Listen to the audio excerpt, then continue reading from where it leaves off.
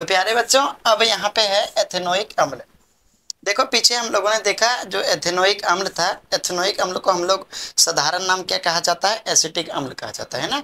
जो एथेनोइक अम्ल है ये IUPAC नाम है, ठीक है। और जो एसिटिक अम्ल है वो साधारण नाम है, मतलब साधारण का मतलब बोलचाल की भाषा में जो हम लोग यूज करते हैं उसे हम लोग क्या कहते हैं, एसिटिक अम्ल कहते हैं, है ना, यानी एसिटिक एसिड कहते हैं। और जो एथेनोइक अम्ल है वो IUPAC नाम है, ठीक है। देखो सीधी सी बात है कि एसिटिक अम्ल, इसके बारे में जो इसका सूत्र होता है, एसिटिक अम्ल यानी एथेनोइक अम्ल का जो सूत्र होता है वो CH3COOH होता है ना। देखो यहाँ पे लिखा भी है, एथेनोइक अम्ल का रासायनिक सूत्र क्या है, CH3COOH है। इसे एसिटिक अम्ल भी कहा जाता है, वही सी बात है जो मैंने कहा वही लिख रखा हूँ, ठीक है, कोई दिक्कत वाली बात नहीं। अब देखो इसकी निर्माण, आखिर इसकी निर्माण कैसे होती है। जब एथिल अल्कोहल, एथिल अल्कोहल का मतलब आप समझ गए, एथिल अल्कोहल नहीं समझ पाए, एथिल अल्कोहल मतलब C2H5OH है ना। और एथिल अल्कोहल को पोटेशियम परमैंगनेट की उपस्थिति में अभिक्रिया कराया जाता है तो एथेनोइक अम्ल का निर्माण होता है। देखो हमने क्या किया, जब ये क्या है, ये एथिल अल्कोहल है ना। एथिल अल्कोहल क्या हो जाएगा, इसका नाम इसका हो जाएगा एथेन से क्या बना था, OH मतलब जुड़ गया तो मतलब एथेनॉल, है ना। कहाँ गया एथिल अल्कोहल को, क्या एथिल अल्कोहल कौन सा है, साधारण नाम है, एथिल अल्कोहल साधारण नाम। और ये एथेनॉल क्या हो जाएगा, IUPAC नाम हो जाएगा, ठीक है। इसमें आप कंफ्यूज नहीं होना, ठीक है। यहाँ हम एथेनॉल भी लिख सकते हैं, कहाँ गया, जब एथेनॉल को पोटेशियम परमैंगनेट की उपस्थिति में अभिक्रिया कराया जाता है तो एथेनोइक अम्ल का निर्माण होता है, मतलब एसिटिक अम्ल का निर्माण होता है, ठीक है। इसमें आपको दिक्कत नहीं होनी चाहिए, सीधी सी बात बता रहा हूँ, समझ पा रहे हो।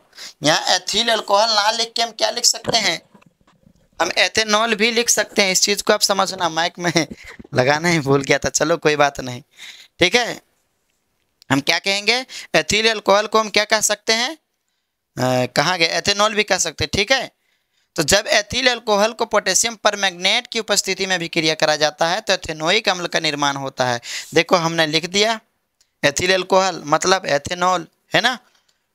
पोटेशियम परमैंगनेट, देखो MnO4 को हम लोग क्या कहते हैं, परमैंगनेट कहते हैं, आगे लगा दिया के मतलब पोटेशियम परमैंगनेट, है ना। क्या कि इसी के साथ होगा और किसी के साथ हो सकता है, लेकिन अभी हम लोग किसके साथ करा रहे हैं, पोटेशियम परमैंगनेट के साथ। जब इसको अभिक्रिया कराते हैं तो किसका निर्माण होता है, एसिटिक अम्ल का निर्माण होता है ना। ऐसा क्वेश्चन पूछा भी जा सकता है कि जब हम परमैंगनेट के साथ, पोटेशियम परमैंगनेट के साथ जब हम किसको कहते हैं, एथेनॉल का अभिक्रिया कराते हैं तो क्या मिलता है हमें, हमें मिलता है एसिटिक अम्ल, ठीक है। यहाँ तक दिक्कत नहीं होनी चाहिए। देखो इसका उपयोग किसमें, एस्टर बनाने में किया जाता है, ठीक है, सिरका बनाने में किया जाता है, प्रयोगशाला में अभिकारमिक के रूप में भी किया जा सकता है ना। तो इन तीनों की चीज़ों में क्या हो सकती है, इसकी उपयोग करी जाती है, एस्टर बनाने में, सिरका बनाने में और प्रयोगशाला में किसमें, अभिकर्मक के रूप में ये उपयोग करी जाती है। देखो सीधी सी बात, अब इसके बाद अगर हम लोग एथेनॉल का भौतिक गुणधर्म भी देखें, रासायनिक गुणधर्म भी देखें, है ना, किसकी, एथेनॉल का, तो हमें एथेनोइक अम्ल की भी देखनी पड़ेगी, क्योंकि हमने कहा था ये दोनों क्या है, इंपॉर्टेंट है, ठीक है। यहाँ से कई सारे ऑब्जेक्टिव बन सकता है कि नहीं, है ना। अगर आप लोग बनाना चाहो तो जरूर बनेगा, कोई दिक्कत वाली बात नहीं है। देखो हम यहाँ पे क्या लिखेंगे, हम लिखेंगे एथेनोइक, बस देखते रहना कोई दिक्कत नहीं, एथेनोइक अम्ल का भौतिक गुण, क्या लिख सकते हैं मेरे भाई, भौतिक गुण, है ना। हम भौतिक गुण हमने लिख दिया, सीधी सी बात। भौतिक गुण का मतलब हमने कहा था बाहरी चीज़ें जो हमें देखने से तुरंत आसानी से पता चल जाता है उसे हम क्या कहते हैं, भौतिक गुण कहते हैं। और जब हमें प्रैक्टिकल करके, परीक्षण करके जो चीज़ पता चलती है, रासायनिक गुण हो गया। तो देखो सबसे पहले एथेनोइक मतलब एसिटिक अम्ल, यार एसिटिक अम्ल एक चीजिया तो है, IUPAC साधारण, IUPAC साधारण, समझ गए, ठीक है। अब देखो समझना है, इसका पहला हम लोग लिख सकते हैं कि यह कैसा होता है, रंगहीन होता है, यह रंगहीन होता है, मतलब तुम ये नहीं, एसिटिक अम्ल को ये देख के नहीं कहोगे कि लाल होता है कि पीला होता है ना, या काला ब्लू कुछ नहीं कह सकते, कोई तुम्हें कलर ही पता नहीं चलेगा, जैसे हमें पानी की कलर कोई पता चलता ही नहीं, उस प्रकार से एसिटिक अम्ल का भी तुम्हें पता नहीं चलेगा, मतलब यह रंगहीन होता है। दूसरा हम लिख सकते हैं यह किसमें, द्रव अवस्था में पाया जाता है, द्रव अवस्था में पाया जाता है। अब सीधी सी बात, जब हम लोग द्रव अवस्था में पाते हैं तो क्या इसकी गलनांक हम लोग लिखना उतनी भी ज़रूरी नहीं है, लिखना क्या जरूरी, क्वथनांक। क्योंकि लगभग देखो अगर हम गलनांक की अगर बात करेंगे तो कितनी हो जाएगी, 16.5 डिग्री सेल्सियस। इतने से अगर ये कम होता है तो थोड़ी सी बर्फीला टाइप पे होने लगता है, समझ रहे हो, मतलब जमने लगता है। लेकिन जब इसकी अगर हम क्वथनांक की अगर बात करेंगे, क्वथनांक, तो इसकी क्वथनांक हो जाएगी मेरे भाई 391 केल्विन। ठीक है, 391 केल्विन। अगर आपको डिग्री सेल्सियस में कन्वर्ट करना है तो 391 माइनस 273 कर दो, जितनी बराबर आएगा उसकी लिख सकते हो। लगभग कितनी आएगा, 118 और 3, हाँ 118 आ सकता है ना, 118 डिग्री सेल्सियस आएगा अगर हम इसकी क्वथनांक की बात करेंगे तो। अगर इसके बाद और हम क्या देख सकते हैं, ठीक है, इसका क्या होता है, या स्वाद में कैसा होता है, खट्टा होता है ना। अगर इस प्रकार से आप कई सारे इसके लिख सकते हैं। अगर नहीं तो अगर आप पांचवा और लिखना चाहे तो पांचवा भी लिख सकते हैं। पांचवा क्या हो सकता है कि यह जल तथा किसमें, वो इसके पहले हम लोगों ने क्या पढ़ा, एथेनॉल। ठीक है, एथेनॉल में क्या होता है, विलय होता है, विलय होता है। विलय का मतलब क्या हो गया, मतलब घुलता है। विलय का मतलब जो घुलता है उसे विलय कहते हैं, जो घुलाता है उसे विलायक कहते हैं। सीधी सी बात, अगर हम लोगों ने पानी में नमक को घोल रहे हैं तो नमक विलय हो गया और पानी विलायक हो गया, है ना।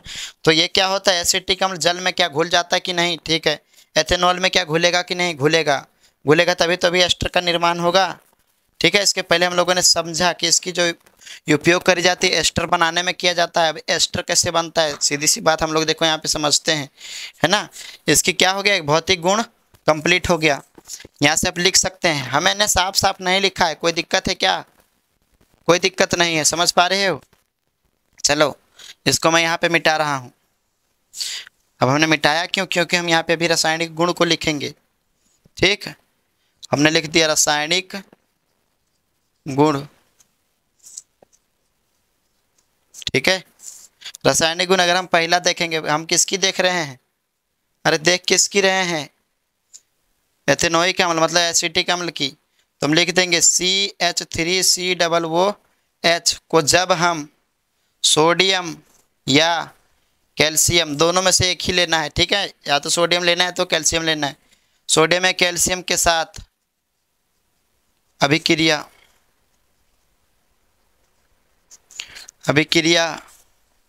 कराते हैं, अभिक्रिया कराते हैं तो किसकी निर्माण हो जाएगा, चलो इधर विस्थापित करेगा हाइड्रोजन को। देखो हो सकता है सोडियम एसीटेट, सोडियम एसीटेट, या अगर हमने कैल्शियम के साथ करा दिया तो हो जाएगा कैल्शियम एसीटेट।